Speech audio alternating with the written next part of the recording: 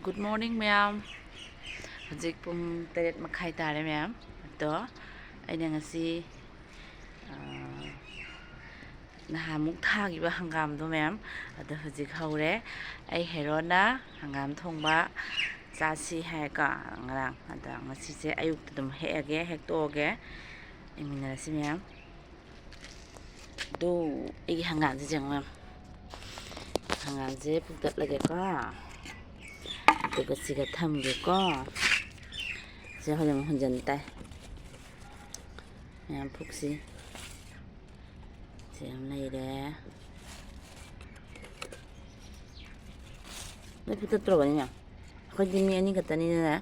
옷가니까 내가 목만나서 파더라고 하다. 애가 한좀 잡거든요. 기당 보라게 돌아가 까고 그래 한가마로도. 이랑 기다려 한 게 그런. 한가당 자우나 타도 어디 퍼져더니까 한가당 탐한다. 예. 한가더보다 푹 달라요.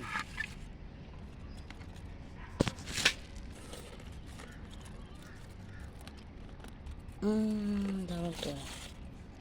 hangam 이제 오가 들어간대. 오가 된다.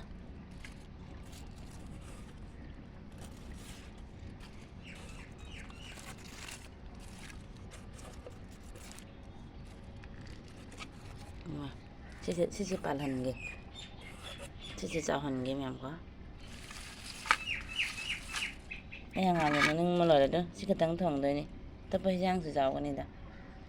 Aduga. Janam juga lah hekiga. Janam cepat ramai. Ini nasi macam aja juga tak lagi. Janam tadi paru ko. Janam mana tahu janam di paru ini ko.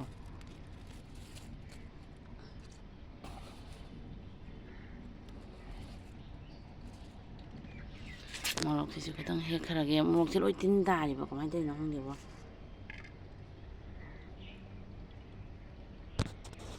Ini na cari kacang apa kan gini. Musim yang ni hobi sih orang macam. Jadi kita heki ka. Atau kaigi haren kari mathil tauri hai bado. Yang minasi sih janam centang lian higi patca janam orang lian higi ni. Coba dera. Wow. Janam yang kaigi na orang pak nam gi.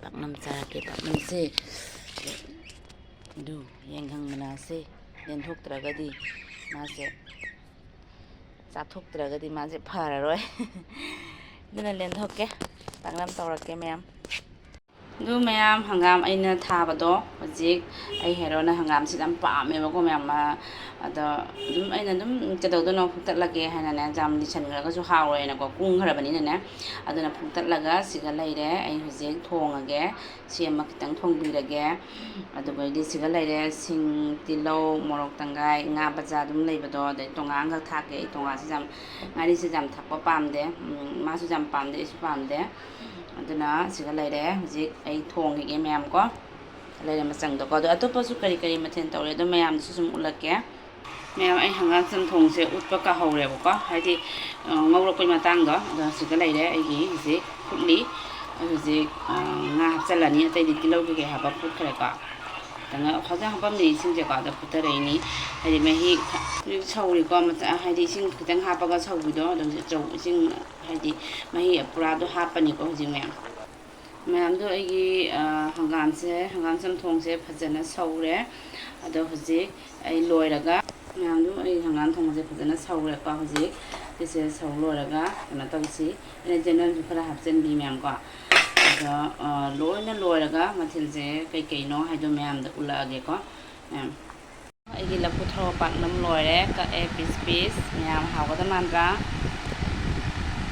chili ma'am ai gi hai gi tak na loina mathil ma'am da ula age siga la putho pak nam leire ko ma'am siga leire ai hujik hangam jam thong do loire ko ma'am tengok semong sa da hida gi dore ko aduna ai du kon na dum hapage kitang siga leire hangam jam thong adu kai di siga alo met pa leire met pi jam pa met pi jaw da za de jam thong da ko ma de ai hero di ko aduna adu se siga alo ne khamen ne ꯑꯗꯩ ꯖꯦꯔꯨꯝꯅꯦ ꯀꯩꯅ ꯉꯧꯕ ꯑꯃ ꯂꯩꯔꯦ ꯁꯤꯒ ꯄꯥꯛꯅꯝꯗꯣ ꯂꯩꯔꯦ ꯃꯌꯥꯝ ꯑꯗ ꯇꯤꯜꯍꯧ ꯑꯗꯨꯝ ꯆꯤꯛꯄ ꯄꯥꯝꯃꯤ ꯇꯤꯜꯍꯧꯁꯨ ꯆꯤꯛꯄꯒꯤ ꯊꯝꯕꯤꯔꯦ ꯃꯣꯔꯣꯛꯁꯨ ꯆꯤꯛꯄ ꯄꯥꯝꯖꯩ ꯑꯗꯨꯒ ꯁꯤ ꯑꯉꯥꯟꯕꯁꯦꯀꯣ ꯀꯨꯏꯁꯜꯂꯛꯅ ꯃꯨꯁꯜꯂꯛꯏꯅꯤꯀꯣ ꯍꯧꯖꯤꯛ ꯉꯁꯥꯏꯅꯩꯗꯤ ꯀꯩꯁꯨꯝ ꯇꯧꯔꯝꯗꯦ ꯑꯩꯗꯤ ꯑꯉꯥꯟꯕꯁꯦꯀꯣ ꯀꯩꯁꯨꯝ ꯂꯩꯇ꯭ꯔꯦ ꯏꯁꯀ꯭ꯋꯥꯁꯒꯨꯝꯕ ꯂꯣꯏ ꯂꯣꯏꯈ꯭ꯔꯦ ꯍꯌꯦꯡꯗꯤ ꯕꯖꯥꯔꯅꯦꯕꯀꯣ ꯂꯩꯔꯅꯤ ꯑꯗ ꯂꯩꯗ꯭ꯔꯦ ꯑꯗ ꯃꯅꯥꯇꯕꯤ ꯉꯥꯟꯕꯕꯨꯗꯤ ꯌꯥꯝ ꯄꯥꯝꯃꯦꯕ ꯑꯗꯣ ꯃꯅꯥꯇꯕꯤꯁꯤ ꯆꯤꯛꯄ ꯉꯥꯟꯕꯗ ꯌꯥꯝ ꯄꯥꯝꯃꯤ ꯑꯗꯣ ꯁꯤ ꯑꯣꯏꯅ ꯍꯥꯞꯄꯤꯔꯦ ꯑꯩꯒꯤꯗꯤ ꯃꯅꯥꯇꯕꯤ ꯌꯥꯎꯗ꯭ꯔꯦ ꯃꯌꯥꯝ ꯑꯗꯨꯅ ꯁꯤꯅꯤ ꯍꯧꯖꯤꯛ ꯃꯌꯥꯝ ꯑꯩꯈꯣꯏ ꯍꯧꯖꯤꯛ ꯆꯥꯅꯕ ꯇꯧꯈꯤꯒꯦ ꯑꯩꯒꯤ ꯃꯊꯦꯜꯁꯦ ꯍꯥꯎꯅꯤ ꯍꯥꯎꯔꯣꯏ ꯍꯥꯏꯕꯤꯔꯝ ꯃꯌꯥꯝ ꯅꯨꯡꯁꯥ ꯁꯥꯕꯁꯤꯗ ꯆꯝꯅ ꯊꯣꯡꯉꯤꯅꯤ ꯅꯨꯡꯁꯥ ꯈꯨꯁꯥ ꯌꯦꯡꯒꯦꯔꯥ ꯃꯌꯥꯝ ꯅꯨꯡꯁꯥ ꯈꯨꯁꯥꯁꯤꯒꯗꯤ ꯑꯩ ꯍꯤꯟꯖꯥꯡꯁꯦ ꯍꯥꯎꯗ꯭ꯔꯣꯕꯅꯦꯕ ꯃꯌꯥꯝ ꯑꯗꯨꯅ ꯑꯩꯈꯣꯏ ꯆꯥꯈꯤꯒꯦ ꯁꯤ ꯂꯩꯔꯦꯀꯣ ꯂꯥꯁ ꯂꯣꯏꯔꯝꯗꯥꯏꯒꯤ ꯑꯝꯇꯪ ꯎꯠꯂꯝꯈꯤꯒꯦꯀꯣ ꯃꯌꯥꯝꯗꯨ ꯍꯪꯒꯥꯝ ꯆꯝꯊꯣꯡ ꯆꯥꯈ꯭ꯔꯦ ꯌꯥꯝ ꯄꯥꯝꯃꯤ ꯃꯥ ꯑꯩ ꯍꯦꯔꯣꯁꯦ ꯍꯪꯒꯥꯝ ꯊꯣꯡꯕꯅꯦ ꯌꯥꯝ ꯄꯥꯝꯃꯤ ꯑꯗꯨꯗꯨꯒꯤꯅꯦ ꯃꯌꯥꯝ ꯃꯥ ꯍꯧꯖꯤꯛ ꯀꯟꯅ ꯆꯥꯔꯤ ꯑꯩꯁꯨ ꯆꯥꯕ ꯍꯧꯔꯒꯦ ꯍꯧꯖꯤꯛ ꯃꯌꯥꯝ